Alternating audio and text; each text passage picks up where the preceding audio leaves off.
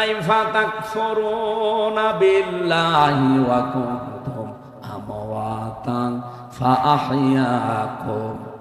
কেমন করে মানুষ আমার সাথে কুফরি করে, আমার নাফরমানি করে, আমার সাথে অবিচার করে, মানুষ কি করে আমার বিধান মানতে চায় না, অথচ লোকটা মৃত ছিল, আমি নিজে তাকে জীবন দিয়েছি। বিজ্ঞান এখন আয়াত নিয়ে প্রমাণ করছে, এটা তাফসিরে কাবিরের ভেতরে পাবেন।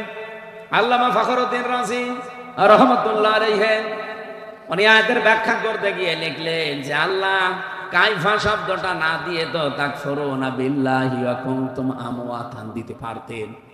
কেন কাইফা শব্দ আগে ব্যবহার করলেন কেন? যারা এখানে বালাগাত মানতিক পড়ায় অনেক আলেম বসে আছে, দেখবেন কাইফা শব্দটা প্রায় 7টা বা 11টা অর্থে আমি পেয়েছি। তার একটা অর্থ আছে এই কাইফা আল্লাহ ব্যবহার করেন ওই সমস্ত শব্দের আগে, ওই কথা বলার আগে যেই কথা আল্লাহ নিজেও বিশ্বাস করতে পারেন না, মানে আল্লাহরও বিশ্বাস হতে চায় না, এরকম কোন কথা বলার আগে কাইফা বলা লাগে। বলেন তো এখন যদি কেউ বলে আমির হামজা 1 ঘন্টা আগে জেনা করে আসলো, আপনি বিশ্বাস করবেন? যারা চুপ করে আছেন আপনার কি মনে হচ্ছে যে আমি করে আসলাম? কি বুঝলেন এখান থেকে বলেন তো? যে আমার মতো একটা কাঠ মোল্লা, আমি কাঠ দিয়ে মনে হয় বানানো, আমার মতো একটা কাঠ মোল্লা এতটুকু হুজুর যদি জেনা করে এসেছে আপনি বিশ্বাস না করেন, আল্লামা দেলাওয়ার হোসাইন সাইদি জেনা করেছে, এটা আপনি বিশ্বাস করেন কি করে? 1 কোটি হামজা এক জায়গায় করলে তার পশমের সমান খেদমত হবে। সে কোরআন মাথায় নিয়ে পর্যন্ত জানিয়েছিল যে 71-এর একটা কাদা আমার গায়ে লাগে নাই, আর আপনি তার উপরে মিথ্যা তহমত এমন দিয়েছেন, শেষে জেনাকার বানিয়েছেন। এই জন্য বারবার আমার জেলখানায় দেখা হয়েছিল, উনি আমাকে বলতেন হামজা আমি মারা যাব, শহীদ হব, কিন্তু এই বদনাম নিয়ে আমি মরতে চাই না যে জাতি জানবে আমি জেনাকার। আমি মরতে চাই কিন্তু আমি শহীদ হতে চাই, এই বদনাম নিয়ে আমি মরতে চাই না। শরীয়তপুরবাসী আমার মতো একটা ছোট মানুষকে এই অপবাদ দিলে আপনি বিশ্বাস করতেছেন না, অথচ কোরআনের পাখি 50টা বছর যিনি কোরআন প্রচার করলেন সারা দুনিয়ায়, তাকে এই মিথ্যা তহমত দেওয়ার পরেও অনেকে দেখে বিশ্বাস করে। রিমান্ডে আমি 10 দিনে অন্তত 8 দিন তাকে আমারের সঙ্গে সঙ্গে তারেও ওই অফিসাররা গালি দিত। আমারে গালি দিবেন দেন, আমার মামলা যদি রিলেটেড হয় দেন, আপনি সাইদি সাহেবকে টেনে এনে গালি দেন কেন? এটা কোরআন শরীফ আমার সামনে, মোবাইলে মহিলা কণ্ঠ এমন ভাবে রেকর্ড করে এডিটিং করে ওনার কণ্ঠের সাথে লাগিয়ে, যেটা স্বামী স্ত্রীও বলে না এরকম নিকৃষ্ট কথা 8-10 মিনিট 15-20 মিনিট আমারে শোনাতো। এই দেখ, তাও যদি ভালো ভাষায় বলে যে হুজুর দেখেন কি, এই দেখ তোর হুজুর কি করিস। অথচ বিসিএস ক্যাডার, এসপি, ডিসি, আমি চাই ডিসি নজরুল ইসলাম মোল্লা, ডিবির ডিসি মশিউর রহমান, আপনাদের এই পাশের জেলা গোপালগঞ্জের আসাদুজ্জামান, মনিরুল ইসলাম, একটাকেও যেন এখন যারা দায়িত্বে আছেন এগুলো একটাকেও ছাড়বেন না, এগুলো মানুষ না, এগুলো সম্পূর্ণ পুরা জানোয়ার। আর আমার মনে হয় কাউন্টার টেররিজমের এই ইউনিটটা তুলে দেওয়া দরকার, কোনো কাজ নেই। আন্দাজে মুসলমানদেরকে বিশ্বের সামনে জঙ্গি নাটক সাজানোর জন্য হাসিনা এদের বানিয়েছিল, সেইটাই ওরা করেছে। এখন যিনি ডিএমপির কমিশনার শেখ সাজ্জাদ হোসেন, উনি 2-3 দিন আগে এটা জানিয়েছে বাংলাদেশে জঙ্গি বলে কিছু নেই, সবগুলো ওদের সাজানো নাটক। আমার নামও দিয়েছিল জঙ্গি মামলা, আমি নাকি বাংলা টিমের প্রধান। কি এটা? আমি ওনারে বললাম যে স্যার কি, আমরাও জানি না। তা আপনি জানেনই না, আর আপনি মামলা অলরেডি দিয়ে দিয়েছেন, যে তাও 1 জেলা না সারা বাংলাদেশের নাকি আমি প্রধান, আমার শরীরই চলে না আর আমি প্রধান হয়ে পড়িস না।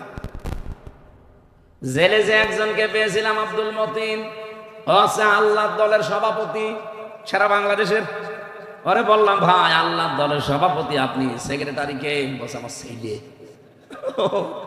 আপনি সভাপতি, আপনার ছেলে সেক্রেটারি, এদেশে আর কেউ নেই আপনাদের, এই হচ্ছে জঙ্গি। শয়তান পর্যন্ত মনে হয় হাসে। যে এ কি গো, বাড়ির থেকে আমার দুইটি নিয়ে আসলো, আমার কুষ্টিয়ার হালসা থেকে। পরের দিন পেপারে দিল যে ওনার আমরা চড়হাঁস থেকে নিয়ে এসেছি। আর পয়লা দিন থেকে এটা মিথ্যা কথা।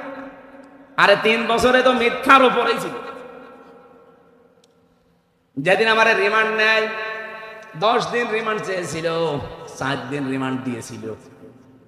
যত কথা সরকারি পিপি আমার বিরুদ্ধে ওই 15 মিনিট একাধারে বলেছে। আমি তো দাঁড়িয়েছিলাম, দেখলাম 15 মিনিটের 15টা কথাও সত্য বলে না, প্রত্যেকটা মিথ্যা।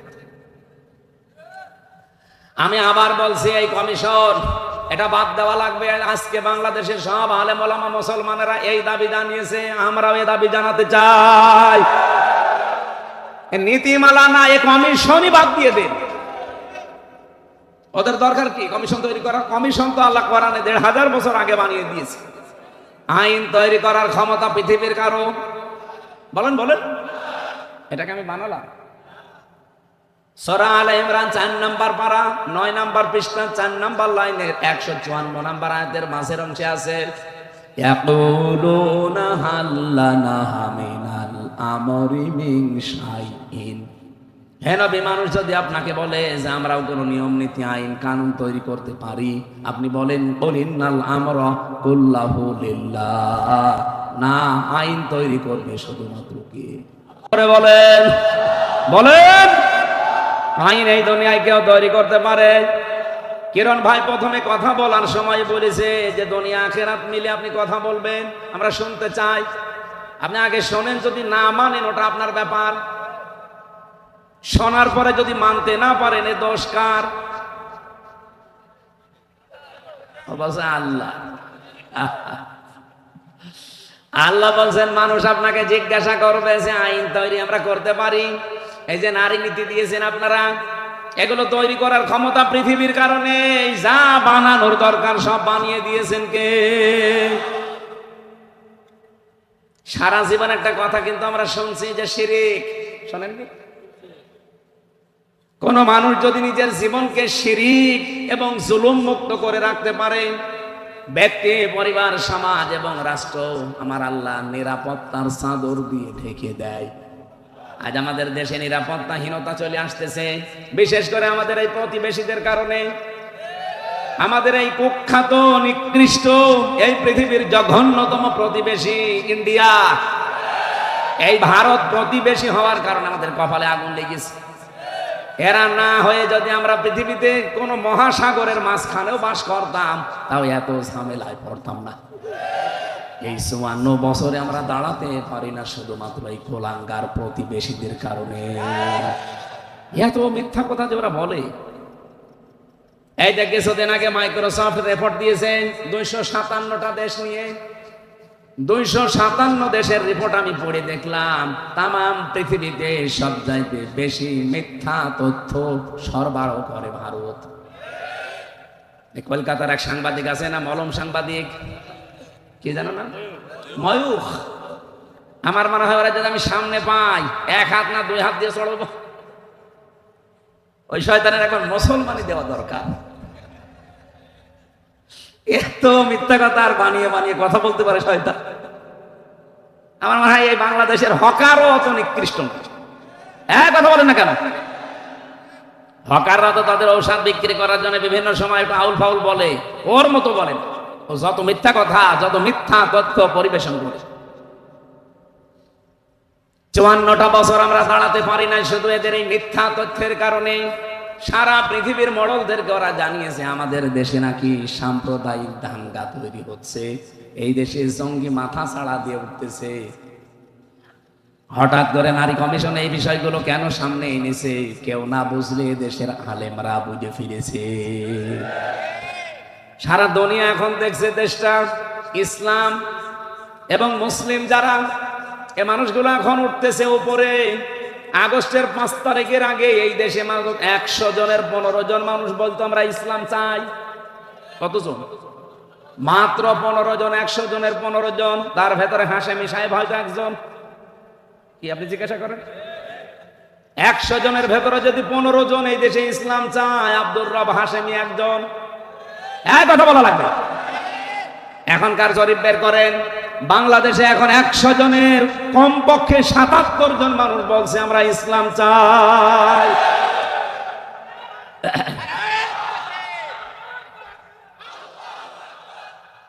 একটা তথ্য যদি ভুল প্রমাণ করতে পারেন, এতক্ষণ যা বলেছি যার সামনে বলবো, যদি বলেন যে না এই তথ্য ভুল হয়েছে, জীবনে কথা বলবো না।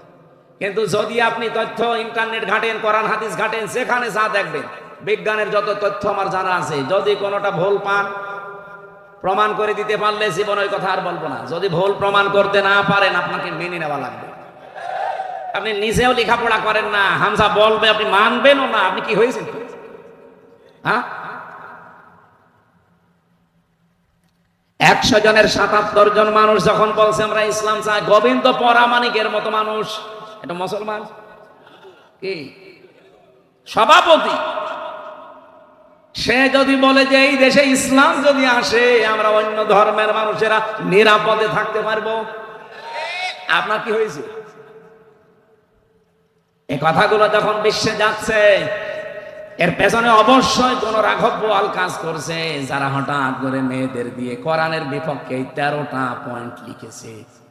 আমরা জানাতে চাই দেশে 92 ভাগ অন্তত আমরা মুসলমান, 92 ভাগও লাগবে না, 92 জন যদি মুসলমান আমরা এই দেশে থাকি, কোরআনের বিরুদ্ধে হাদিসের বিরুদ্ধে একটা পয়েন্ট এই দেশে কায়েম হতে দেওয়া যাবে না। এই রাজি আছেন না আপনারা? কারা রাজি আছেন দেখে লিল্লাহি তাকবীর।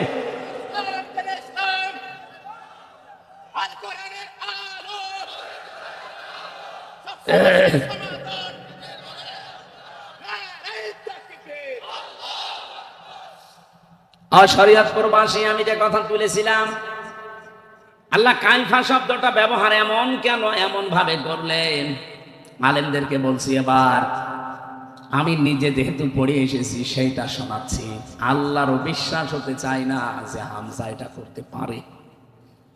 আল্লাহ বলেন তো মৃত ছিল, বাবার স্ফলিঙ্গ দিয়ে দ্রুত গতিতে যখন ওই পানিটা ওর বাবার নাপাক পানিটা যখন বের হয়ে এসেছে, ফালে আনজুরিল ইনসানু মিম্মা খুলিক খুলিকা মিম্মা দাফিক ইয়াখরুজু মিন বাইনিস সুলবি ওয়াত তারাইব। আয়াতের মাঝে একটু খেয়াল করেন তো, আল্লাহ পাক ইয়াখরুজু মিন বাইনিস সুলবি ওয়াত তারাইব দিয়েছেন। সুলবুন এক বচন, তারাইব বহু বচন। এদিকে তাকান, কোন দিকে তাকিয়ে আছেন? সুলবুন এক বচন দিলেন, তারাইব বহু বচন দিলেন। বাংলা অর্থ বলছি, সুলবুন বলা হয় পুরুষের লজ্জাস্থান, আর তারাইব বলা হয় মেয়েদের লজ্জাস্থান। আল্লাহ পুরুষের ক্ষেত্রে এক বচন ব্যবহার করলেন, আর মেয়েদের ক্ষেত্রে বহু বচন ব্যবহার করলেন। বলেন তো, পৃথিবীতে মানুষ নিয়ে আসতে শুধু মাই লাগে, বাবা লাগে না? বলেন বলেন। আল্লাহ রাব্বুল আলামিন এখানে যে পক্ষপাতিত্ব করে ফেলেছেন না, মানে আপনি আলেমকে জিজ্ঞাসা করুন, বাবাকে আল্লাহ এক বচন ব্যবহার করলেন, আর মায়েরটা আল্লাহ বহু বচন দিয়েছেন। দুইটাই কিন্তু বহু বচন হয় না, দ্বিবচন হয় আরবিতে। দুইয়ের অধিক তিন হওয়া লাগবে, তখন হবে ওটা বহু বচন। আল্লাহ রাব্বুল আলামিন এটা এই কারণে দিয়েছেন, এই পৃথিবীতে হামজা এ পর্যন্ত আসতে আমার বাবার যা কষ্ট হয়েছে, মায়ের কমপক্ষে 3 গুণ কষ্ট বেশি হয়েছে। বিজ্ঞান প্রমাণ করছে, পানিটা যখন মায়ের রেহেমের ভেতরে যায়, এটা যে আল্লাহ 4টা জিনিস তৈরি করে, চুল, রগ, হাড় আর পর্দা। মায়ের রেহেমের ভেতরে যে নাপাক পানিটা আছে, ওই পানি দিয়ে আল্লাহ 4টা জিনিস বানায়, রক্ত, গোশত, চর্বি আর চামড়া। 8টা জিনিস এক হলেই মানুষ হবে না। রব্বুল আলামিন বলেন, আমি একটা নাম নিয়েছি, তার নাম রব। কি নাম? এই রব নামের কারণে আমার পক্ষ থেকে তাকে 5টা জিনিস দয়া করে ভিক্ষা দেই। এই জন্য কাইফা দিয়েছে, আমি নিজে তোরে ভিক্ষা দিলাম এই 5টা: শ্রবণ শক্তি, দর্শন শক্তি, বাক শক্তি, আকেল শক্তি আর ঘ্রাণ শক্তি। এই তথ্য পাবেন সূরা নমল, এই নাহাল 14 নম্বর পারা, 14 নম্বর পৃষ্ঠা, 13 নম্বর লাইনের 78 নম্বর আয়াতের মাঝের অংশে আছে, ওয়াজআলা লাকুমুস সামআ ওয়াল আবসারা ওয়াল আফইদা ইলা আখির আয়াত। আল্লাহ পাক বলেন আমি যদি এই 5টার একটাও কম দিতাম দুনিয়ায় আসতে, কিন্তু পূর্ণাঙ্গ হয়ে না, অপূর্ণাঙ্গ হয়ে। আল্লাহ বলেন যদি শ্রবণ শক্তি আমি না দিতাম দুনিয়ায় আসতে কালা হয়ে, কালা আসে না, যদি দর্শন শক্তি না দিতাম দুনিয়ায় আসতে কিন্তু অন্ধ হয়ে। কিরণ ভাইকে বলছি যে তো ভালোবাসি আপনাকে, আপনি বলেন তো আপনার মা আর বাবা দুইজন মিলে আপনাকে 4টা জিনিস নাই দিল, বাকি যে 5টা জিনিস কে দিয়েছে? যদি আপনার দর্শন শক্তি আজকে না দিত, আপনি আমার আগে 5 মিনিট না এখানে আপনাকে উঠতেই দিত না। কানা নামই হয়েছে তো কানা কিরণ। আমি হাসির খোরাকি দেয়নি, এটা বাস্তবতা। ওনাকে উঠতে দিতেন আপনারা? আরে ভাই এইটা পাওয়ার কারণেই তো কিয়ামত পর্যন্ত সেজদায় পড়ে থাকা দরকার। মানে আমার কিছু দরকার নেই, আমি চোখ পেয়েছি। কুমিল্লাতে এক বাড়িতে বসে খাবার খাচ্ছিলাম, হঠাৎ বিদ্যুৎ চলে গেল, পাশে এক অন্ধ আমার হাত চেপে ধরেছে। আমরা যাই কারেন্ট চলে গেছে চিল্লা পাল্লা করছি। আমারে বলছে হুজুর মাত্র 1.5 মিনিট 2 মিনিট কারেন্ট চলে গেছে, আপনি চিল্লান। অথচ আজ 42 বছর আমার জীবনে কারেন্ট নেই। আমি প্রথমে কিন্তু দেখতে পেতাম ছোটবেলায়, টাইফয়েড হওয়ার কারণে চোখটা আমার নষ্ট হয়ে গেছে। আজ 42টা বছর হয়ে গেল, দুনিয়া কেমন আমি জানি না। এমনকি ওই দিন অন্ধ আমার একটা তথ্য জানিয়েছে যে আপনারা যারা চোখওয়ালা মানুষ, আপনারা তো এমনিতেই দেখতে পান, ঘুমিয়ে থাকলে স্বপ্নেও কিছু দেখেন। কিন্তু আমরা যারা অন্ধ তারা ঘুমিয়ে থাকলেও দেখি না, শুধু একটা আওয়াজ শুনি। নড়িয়া পাশে জীবনে কিছু না পেলেও কোনো আফসোস নেই, চোখ পেয়েছি, দেখতে পাচ্ছি। কথা বলে না কেন? আল্লাহ পাক বলেন 8 5 13টা জিনিস যখন এক হয়ে যায়, আমি আল্লাহ রাব্বুল আলামিন যেহেতু তোমাদেরকে সরাসরি মাটি দিয়ে বানাইনি। আল্লাহ আমাদেরকে মাটি দিয়ে বানিয়েছেন, বলেন না কি দিয়ে? মাটির নির্যাস দিয়ে। ওয়ালাকাদ খালাকনাল ইনসানা মিন সুলালাতিন মিন তিন সুম্মা জাআলনাহু নুতফাতান ফি করারিন মাকিন। বলেন আল্লাহু আকবার। মাটির নির্যাস দিয়ে আল্লাহ আমাদেরকে বানিয়েছে।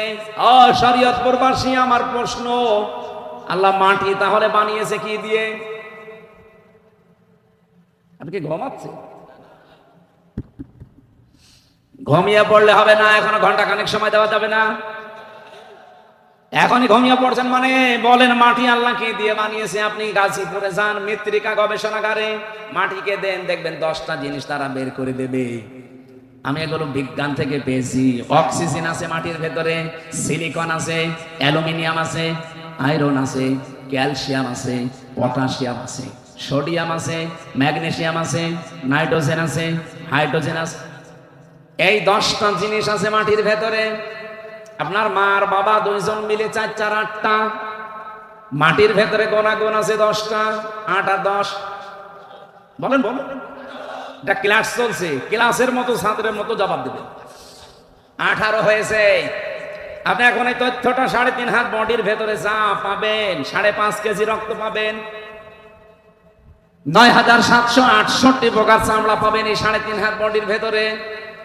এক একটা জায়গায় 360টা জোড়া পাবেন, বিভিন্ন জায়গায় জয়েন্ট দেওয়া আছে। এই যে যতটুকু জায়গায় এই আঙ্গুলের ভেতরে 153টা রেখা আছে।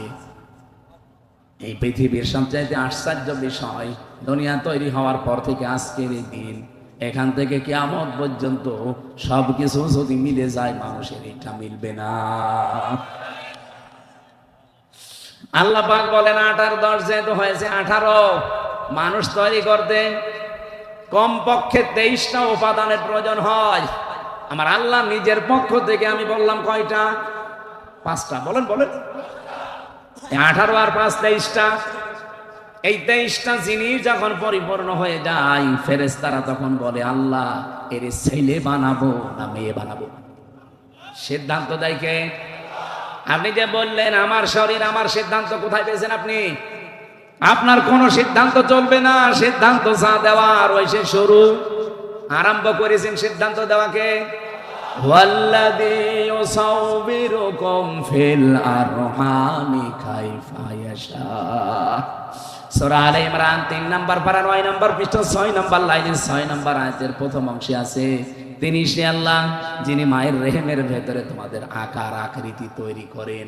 এটা কারো কাছে জিজ্ঞাসা করে আল্লাহ করেছেন? বলেন বলেন, কারো কাছে জিজ্ঞাসা করা লাগে নাই, উনি যা ইচ্ছা তাই সিদ্ধান্ত নিয়ে করেছেন। সুতরাং এই সমস্ত আইনগুলো সব ভাওতা, বানানো আইন, এগুলো সব বাতিল করা লাগবে। আমার দেহ আমার সিদ্ধান্ত, এটা কুফরি কথা, এটা আল্লাহর সাথে শিরিক। বলেন না কেন? যেহেতু আমরা নিরাপত্তা হারিয়ে ফেলছি, প্রতিবেশীদের কাছ থেকে এখন নিরাপত্তা আমরা নেই, আর ওদের কাছ থেকে নিরাপত্তায় কেউ নেই। ওদের সাথে মালদ্বীপের মিল নেই। যে কয় আমার সাথে যে হুজুর ছিল মালদ্বীপে, এরপরে শ্রীলঙ্কায়, ওদের পাশাপাশি যত দেশ আছে আপনি দেখেন, একটা দেশ ওদের কাছে নিরাপদ না। মালদ্বীপ নিরাপদ না, শ্রীলঙ্কা নিরাপদ না, ভুটান নিরাপদ না, পাকিস্তান নিরাপদ না, আফগানিস্তান নিরাপদ না, মায়ানমার নিরাপদ না। আমরা হালকা নিরাপদ ছিলাম, বুবু ছিল, বুবু নেই। আমরা বুবু চলে যাওয়ার পর থেকে আমরা নিরাপত্তায় ভুগতেছি।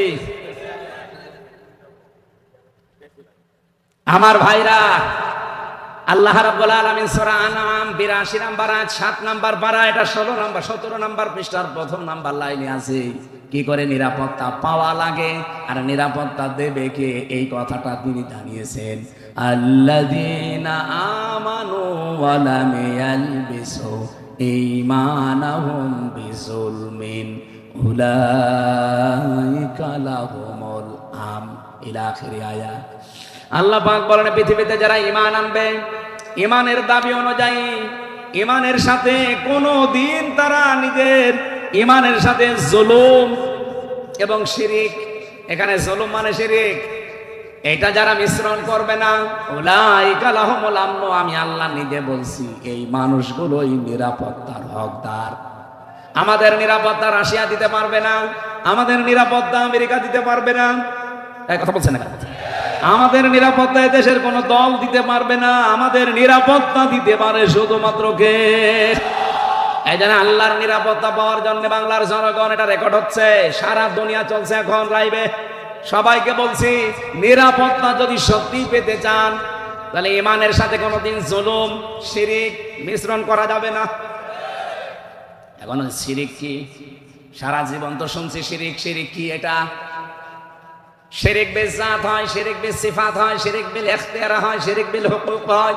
আপনি শ্রেণী বিন্যাস করবেন, দেখবেন হাদিসের কিতাবে তাফসীরের বর্ণনা আমি 120 প্রকার পর্যন্ত পড়েছি।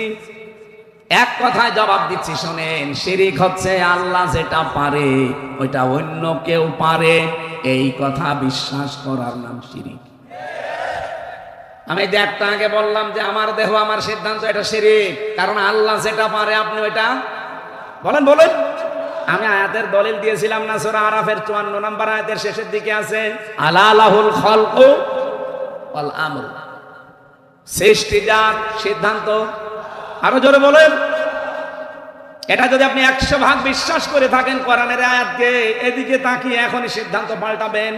এই বাংলাদেশে যারা এই কথা বলে ক্ষমতার উৎস জনগণ, ওরা আল্লাহর সাথে শিরিক করছে। এই শিরিকে আছেন কারা? হাত তোলেন তো। একজন, ওর মাথার মনে তার কাটা আছে। না না, এই কোন দিকে তাকিয়ে আছে? আজকে সিদ্ধান্ত পাল্টানো লাগবে। আপনি মানতে পারেন না সেটা আলাদা, কিন্তু এই কথা বিশ্বাস করা লাগবে যে জনগণ সমস্ত ক্ষমতার উৎস নয়। ক্ষমতার উৎস কে? আরো জোরে। এইরকম আয়াত পড়া কোরআনে 918 জায়গায় আছে যে ক্ষমতার উৎস আমি আল্লাহ। বিভিন্ন কায়দায় আল্লাহ আমাদেরকে বোঝাতে চেয়েছে, অথচ সেইটা আমরা অনেকে উল্টিয়ে ফেলেছি। এবার আমি আর একটা দিকে যাই। জমিন যেহেতু বানিয়েছে আল্লাহ, হুকুম ও চলার ক্ষমতা আল্লাহ দিয়েছে, আল্লাহ ছাড়া কারো হুকুম চলবে?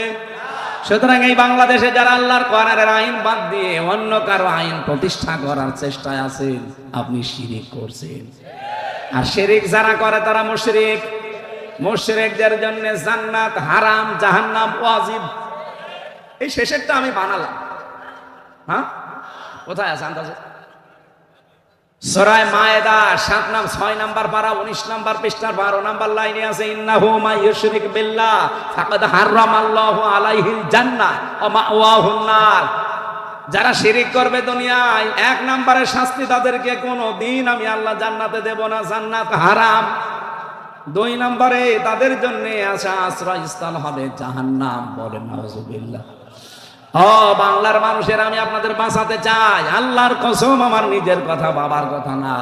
আপনি শিরিক করে মারা যান, হামজা না, হামজার বাবা দিয়ে দোয়া করালেও আপনি জান্নাত পাবেন না। অনেকে মনে করে যে 20টা গরু জবাই করে দিলাম জান্নাত পাবো না, মানে জান্নাত আপনার বাবার নাকি? 20টা কেন, 20,000 গরু জবাই করলেও হবে না।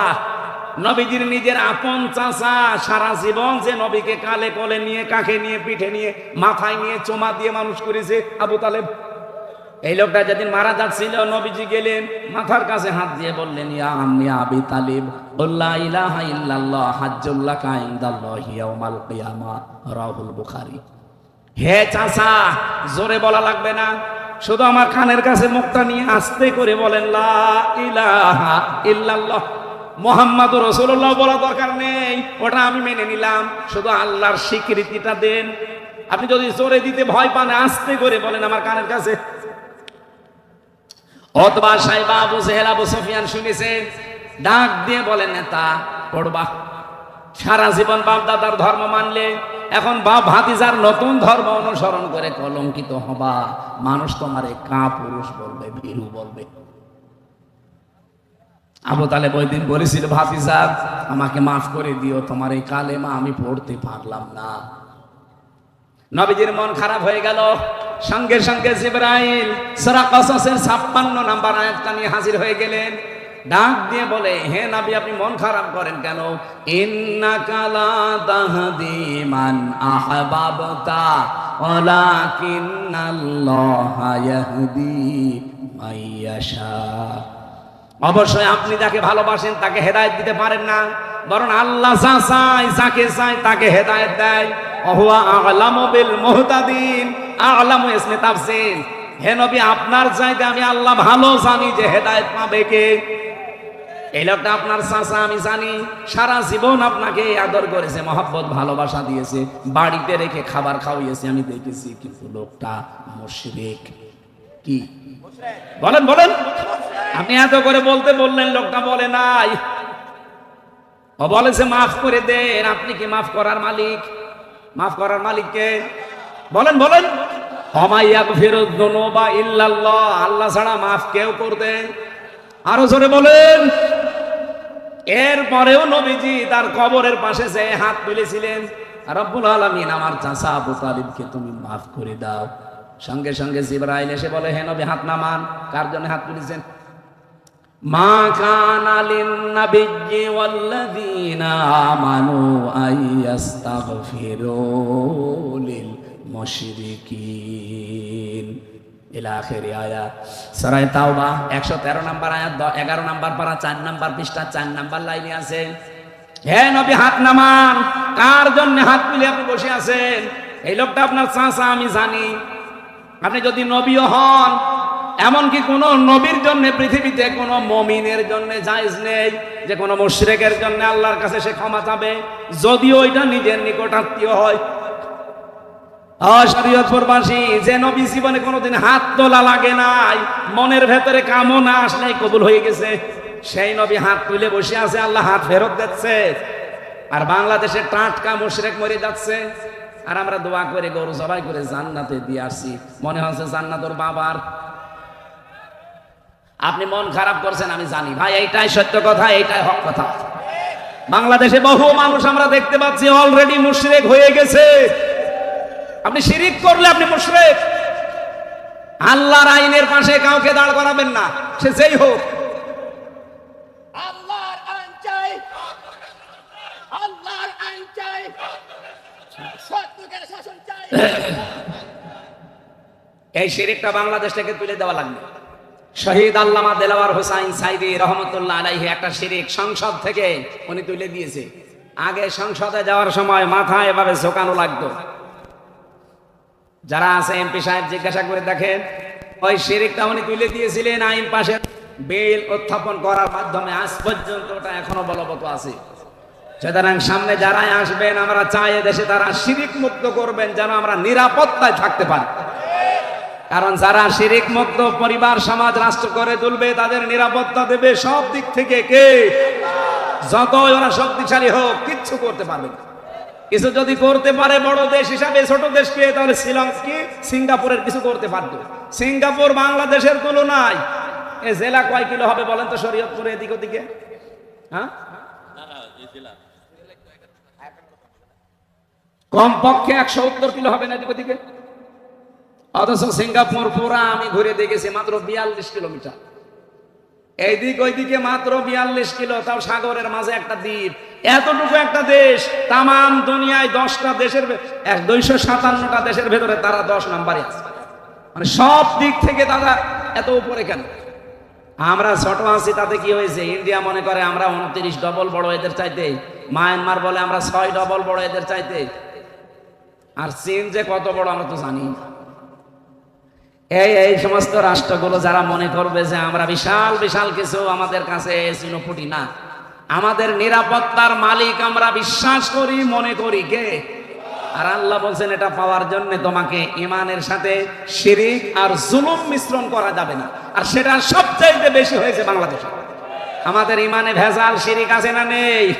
সব জায়গায় শিরিক। তাকান, বিশ্বাসের ভেতরে একেবারে 100% বিশ্বাস, শিরিক ঢুকে বসে আছে। নামাজ পড়ে, রোজা রাখে, হজ করে এসেছে, তাহাজ্জুদ পড়ে, কিন্তু বিশ্বাস আল্লাহর উপরে। আমি যে বলেছিলাম না, আল্লাহ যেটা পারে ওইটা অন্য কেউ পারে। এই বিশ্বাস করার নাম কি?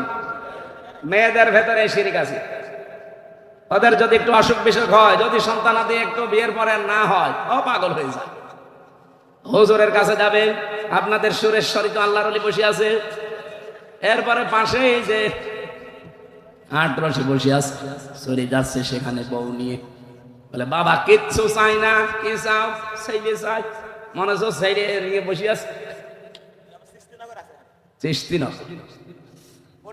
সেদিন বগুড়া জেলায় তারেক রহমান সাহেবের গ্রামে এক লোক এসে বলছে, হুজুর আপেল পড়িয়ে দিন। আমি সূরা ফাতিহা পড়ে ফু দিলাম। আমার কানের কাছে মুখ নিয়ে বলছে, হুজুর এমন ভাবে আপেল পড়বেন যেন ছেলে হয়। আপেল দিলাম, ফেলে। আচ্ছা আপেল কই? ফেলে দিস কেন? আরে ভাই আপেল পড়ে যদি ছেলে হইতো, আমার ম্যাডামের 3টে মেয়ে হইতো না, আমি খালি আপেল খাওয়াতাম। কি বিশ্বাস মানুষের! এই শিরিক দেশে নেই? আরে ফরিদপুর, মাদারীপুর, শরীয়তপুর এই সমস্ত জেলায় এই শিরিক গুলো বেশি। কি করেন কি আলেমরা? কি করেন কি? পিটিয়ে সোজা করা লাগবে এই শয়তানদেরকে। শরীয়তপুর এই নামটা যেন ঠিক থাকে। যারা এই জেলায় আসবে বলবেন কোরআন শরীফ হাতে নেন। এক একটা আয়াতের 8টা 10টা 15 20টা 33টা পর্যন্ত অর্থ আছে, এগুলো বের করে তাফসীরের নাম বলে বলে আমাদের শোনা। ওই কোন বাবার কিচ্ছা কাহিনী আমরা শুনতে রাজি নেই। এই পারবেন কারা কারা দেখেন?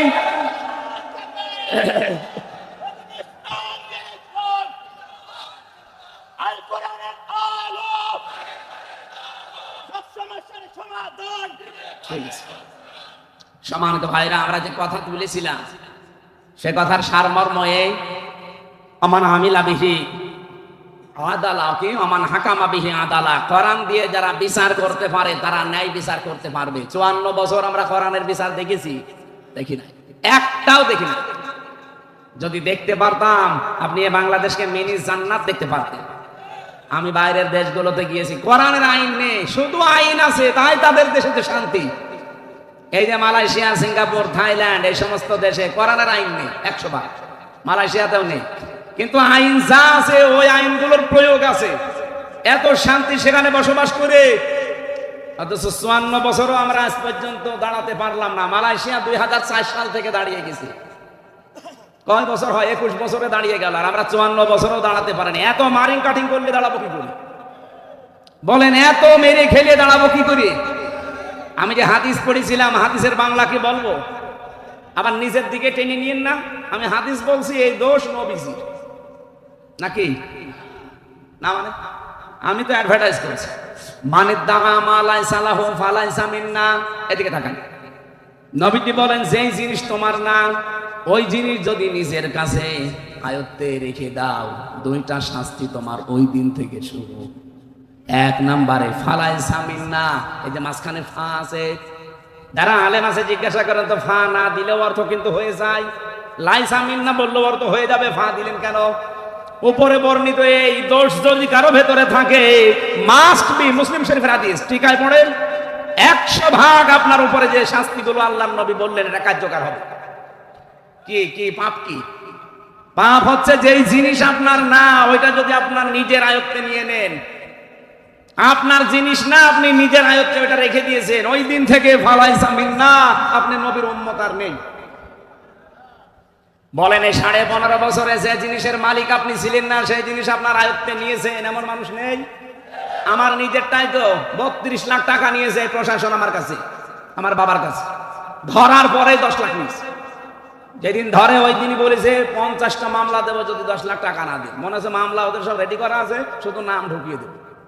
আমার বাবা তো গ্রাম্য মানুষ, ও ভয়ে এদিক ওদিক করে ধার কবজা করে বেশি কিনে টাকা দিয়ে 8 লাখ দিয়েছে। শয়তানরা কথা ঠিক রাখে না, টাকাও নিয়েছে, পরের দিন আপনার মামলাও দিয়েছে। এভাবে এই খাপসায় ওরা টাকা নিয়েছে প্রায় 32 লাখ। আকিস গ্রুপে চাকরি করতাম, তাদের কাছেও নিয়েছে প্রায় 33 লাখ। এই যে এই টাকাগুলো নিল, এই টাকাগুলোর মালিক কি ওরা? এক কথা বলছেন এখানে। আর এখন বিভিন্ন অফিসার মাফ চায়, বলো হুজুর মাফ করে দিয়ে মানে এই যে তারেক জিয়া সাহেবের গ্রামে গিয়েছিলাম মাহফিলে, আগস্টের 5 তারিখের আগে, ওটা মনে হয় মে মাসে। আমার সব কমপ্লিট, পুলিশ এসে এমন তাড়া দিয়েছে মাঠের ভেতরে, আমি 1.5-2 কিলোমিটার খালি দৌড়িয়েছি। আমার গাড়িটা ধরে নিয়ে থানায় আটক করে দিল। আমার ড্রাইভার পর্যন্ত, আগে যে ড্রাইভার ছিল তারে নিয়ে, এমন মাওলানা আব্দুল বারি ভাই বলে একজন ছিল বগুড়া, তার পর্যন্ত গাড়ি নিয়ে আটক করে রেখে দে। আমারে তো আর খুঁজে পাইনি, আমি তো এদিক ওদিক করে এদিক ওদিক চলে গেছি। পরে খবর পাঠিয়েছে যে 1,15,000 টাকা দেওয়া লাগবে। কেন? না দিলে এমন কিছু দেবো যে আবার আপনি চলে যাবেন। কি গো, কেবল বের হয়ে আসলাম 3 বছর পর, আমার এখনো ঘাস শুকায়নি। শেষে বাড়ি ভাই বিভিন্ন জায়গা থেকে ধার কর্জ করে 1,13,000 টাকা দিয়েছি, তারপরে গাড়ি ড্রাইভার ছেড়ে দিয়েছি। এই আগস্টের 5 তারিখের পরে তো সব উলট পালট হয়ে গেছে। আর বগুড়া তারেক জিয়ার জন্মস্থান না, ওখানে যা ছিল ওই দিনই পাল্টিয়েছে। ও তো পালিয়েছে ওসি, পরে একেবারে পাল্টিয়ে দিয়েছে সেই টেকনাফে, কক্সবাজার। আমি সেদিন সিরাজগঞ্জে মাহফিল করে গোল চত্বরে বসে আছি, কিভাবে খবর পেয়েছে জানি না। এসে আমার বলছে হুজুর আসসালামু আলাইকুম, কে আপনি? বলছে আমি সেই ওসি আবুল কালাম আজাদ। আরে ভাই আপনারই খুঁজতেছি, আসেন। কি হুজুর, ওই যে সেই টাকা নিয়েছিলাম মাফ করে। মাফ তো করবো, আগে টাকা ফেরত দে। মাফ তো আমি করতে, আমি একেবারে 2 পা করে বসে আছি, আপনার মাফ করে দিলাম, খালি টাকাগুলো ফেরত দে। বলছে আমার নামে বিভাগীয় মামলা হয়েছে, আমার ট্রান্সফার করে দিয়েছে, আমি খুব ঝামেলায় আছি, আপনি কোনো মাহফিলে যেন বলে ফেলেন না, তাহলে আমি ওখানেও থাকতে পারবো না। মানে টাকা কবে দেবেন বলে? সময় নিল 7 দিন, 1 লাখ টাকা ফেরত দিয়েছে। আর বলছে 13,000 টাকা আপনি মাফ করে দিয়েন, আমি মিষ্টি খাবো। ঠিক আছে যা।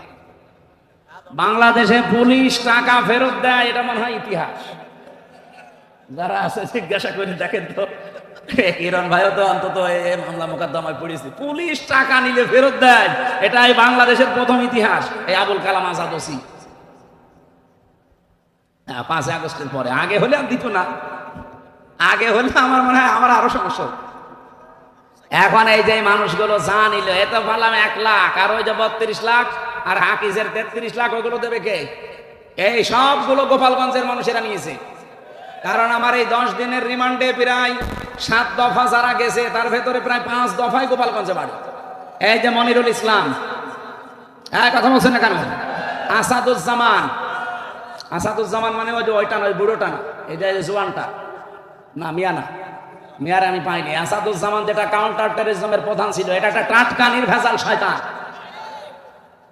আর একজন পেয়েছি গোপালগঞ্জের এই খুলনার মাদারীপুরে, এটা মাদারীপুর না, শরীয়তপুর, মাদারীপুরের ওই জায়গায় ট্যাকের হাটে বাড়ি। আমার মামলার আয়ু ওইটা। ওর মিজানুর রহমান, কাজী মিজানুর রহমান।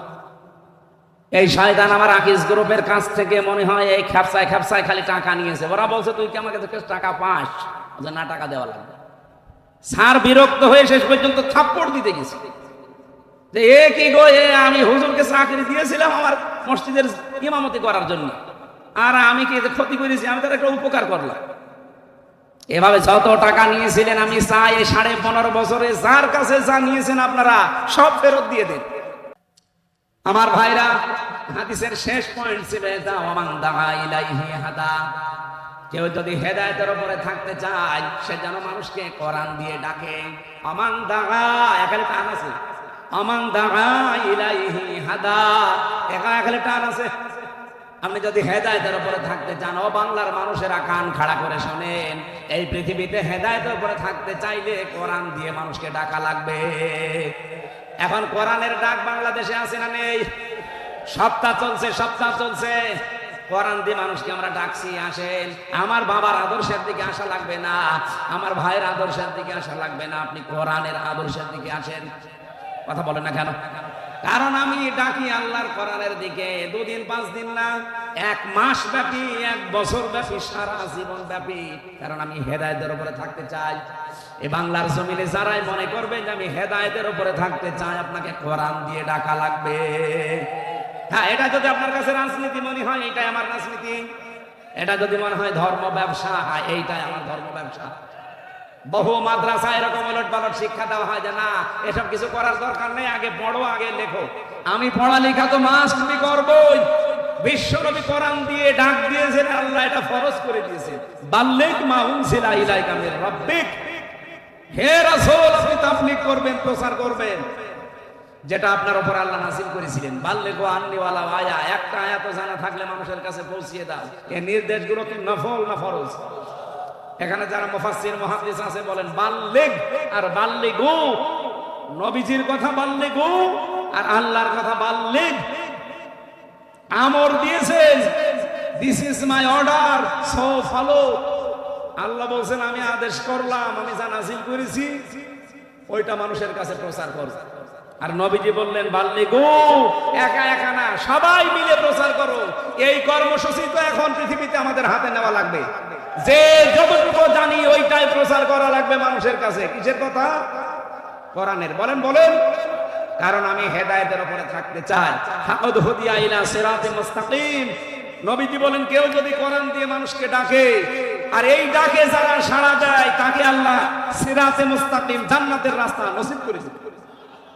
এই হাদিসটার উপরে আমল করার তৌফিক কামনা করছি, বলেন আমিন। আমরা বলেছিলাম যে ইসলামে উনি বলছিলেন ওয়ালা তামুতুন্না ইল্লা ওয়া আনতুম মুসলিমুন, মুসলমান না হয়ে মরবা না।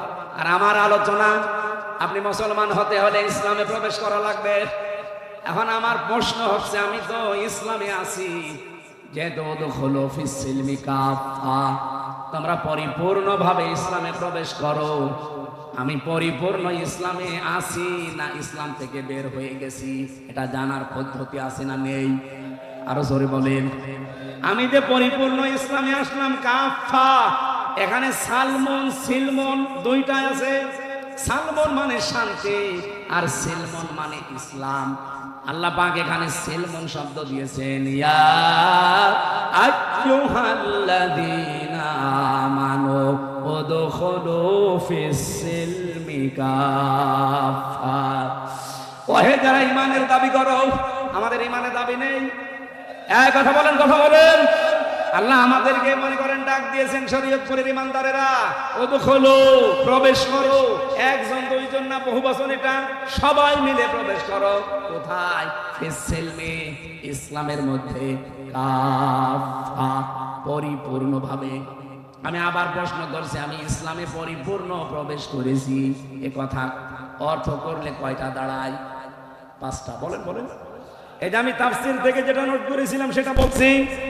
আপনি যে ইসলামে পরিপূর্ণভাবে প্রবেশ করেছেন, প্রমাণ হবে প্রথম নাম্বারে আপনি আত্মসমর্পণকারী হবেন।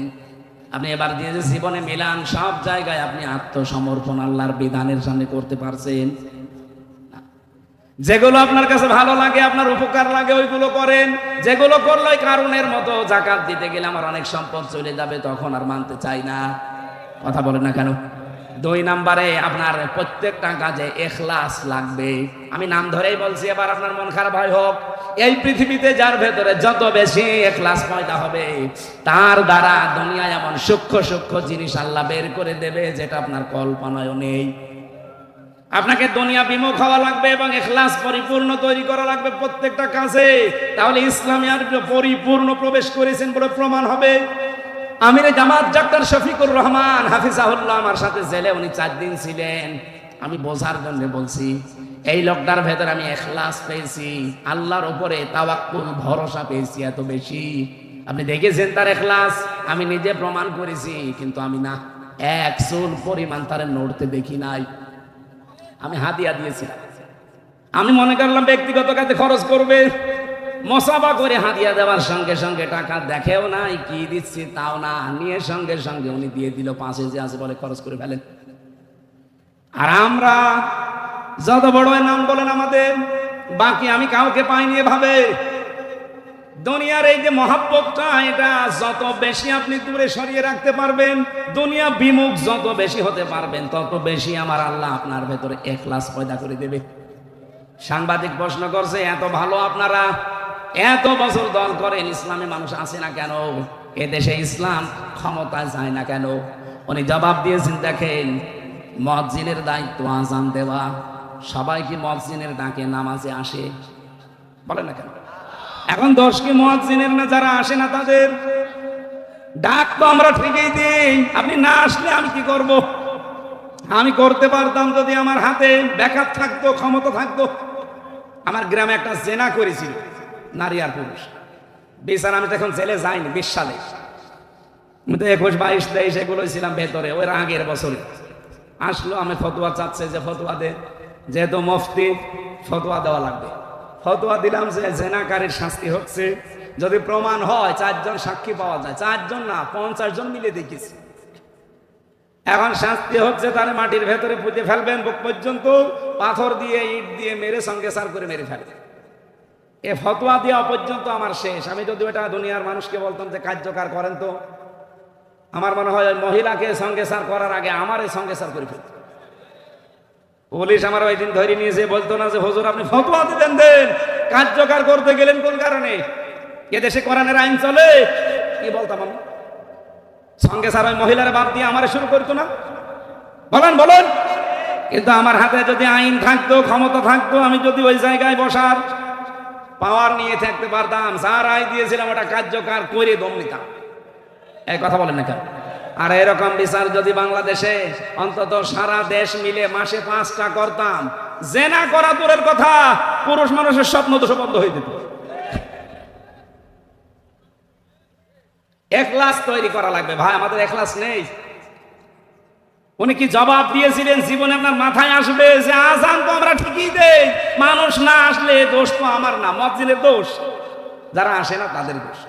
এজন্য আমাদের প্রত্যেকটা জায়গায় আমার মনে হয় ইখলাস বাড়ানো দরকার। 3 নম্বরে উন্নত চরিত্র তৈরি করা লাগবে। এই পৃথিবীতে সবচাইতে উন্নত চরিত্রের, উত্তম চরিত্রের অধিকারী ছিলেন মুহাম্মাদুর ওয়া ইন্নাকা লাআলা খুলুকিন আযীম। তার 63 বছরের জীবন পড়ে আছে।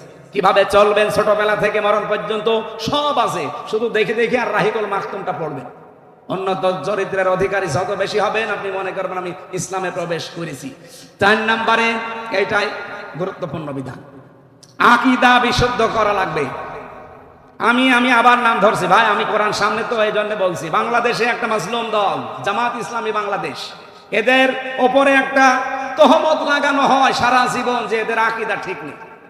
কেন আপনি এই কথা বলেন বলেন তো? কি আকীদা পেয়েছেন তাদের ভেতরে? বাংলাদেশ জামাত ইসলামীর আকীদা এই দেশে আল্লাহর আইন আল্লাহর জমিনে কায়েম করা, এইটা তাদের আকীদা। যদি এর বাইরে জামাত ইসলাম যারা করে তাদের কোনো আকীদা থাকে, তারা এখানে এসে বলুক, আমি এক্ষুনি তাদের তওবা করাবো। বলেন বলেন তো, মুরব্বী যাই কয়টা এখানে বসে আছে যারা জামাত ইসলাম করে, ওদের জিজ্ঞাসা করে দেখেন, ওদের যদি আকীদা আল্লাহর জমিনে আল্লাহর আইন বাদ দিয়ে অন্য কিছু থাকে, ওদের আমি তওবা পড়াবো। বলেন আপনি কেন এই মাসলুম দলটার উপরে এই তহমত লাগিয়েছেন? আপনার আকীদা ঠিক আছে? ফাঁসির দড়ি গলার কাছে চলতেছে, এরপরেও নিজের আল্লাহর আইন থেকে পিছপা হয়নি। আমি নিজে দেখেছি তো কত মানুষ বেঈমান হয়ে গেছে আমার সামনে। অথচ এটিএম আজহারুল ইসলাম, আমি 4 বার তার সাথে দেখা হয়েছিল, 4 বার। আমার বলতো, হামজা সারা জীবন যদি আমার জেলখানায় রাখে, এতটুকু দোয়া আমার জন্য করবা, আমি যেন ঈমান হারিয়ে না ফেলি। আমি মাত্র 3 বছরে আমার জীবন অর্ধেক করে দিয়েছি। আর লোকটা মুরব্বী মানুষ, আমার দাদার বয়সী, 13 বছর পড়ে আছে, এখনো মাথা নত করেন। মেয়ের কাশেম আলী, আপনাদের এই যে নদীর ওই পারে বাড়ি মনে হয়, মানিকগঞ্জে বাড়ি না? শহীদ মেয়ের কাশেম আলী রহমতুল্লাহ আলাইহে। কিছু মানুষ বলে, হুজুর খালি নাম ধরে বলেন। আরে ভাই, নাম না ধরলে তো আপনি টেরও পান না, বোঝার চেষ্টা করেন। এই মানুষগুলোকে কাছ থেকে দেখেছি।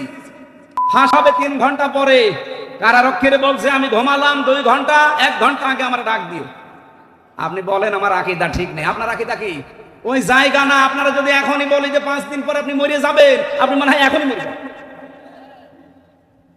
5 নম্বরে লেনদেন সঠিক করা লাগবে। কি কথা বললেন না কেন? লেনদেন আমাদের আছে। যেই দোকানে বাকি খাই, আমার মনে হয় ওই দোকানের সামনে দিয়া যায় না, 5 দিয়ে ঘুরে যায়। আপনার লেনদেন ঠিক আছে?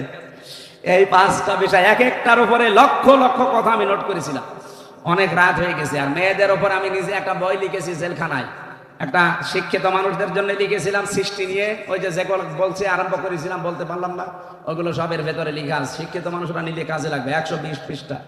আর এটা হচ্ছে মেয়েদের দাম্পত্য জীবনের সমাধান। কলহ যাদের তৈরি হয়, মেয়েদের সাথে ঝগড়াঝাঁটি, মনোমালিন্য কিভাবে সমাধান করবেন, এটাও 120 পৃষ্ঠা। স্টেজে আছে কয়েকটা, আপনারা মেয়েদের জন্য নিয়ে পড়াবেন। মেয়েকে দেবেন, মাকে দেবেন, বউকে দেবেন, ফুফুকে দেবেন, বলবে এটা পড়াটা পড়ো। ওই সিরিয়াল না দেখে এগুলো পড়াবেন, কাজে লাগবে।